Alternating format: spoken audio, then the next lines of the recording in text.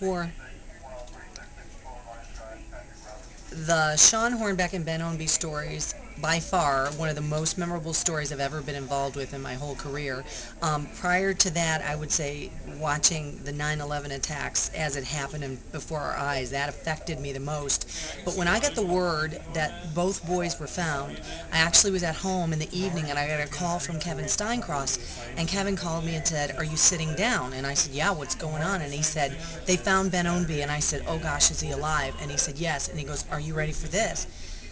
And he said, "They also found Shawn Hornbeck with them." Well, I instantly started bawling. I mean, I could not stop crying. And just as a parent and as a journalist and something you followed, it was just so emotional. And I know you're supposed to be detached as a journalist and you're not supposed to let it affect you.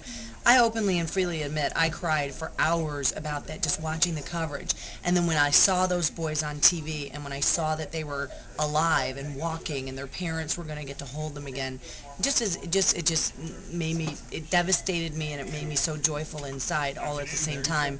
And I shed tears of joy. I was angry. Uh, I really wanted to get involved as a journalist in this story.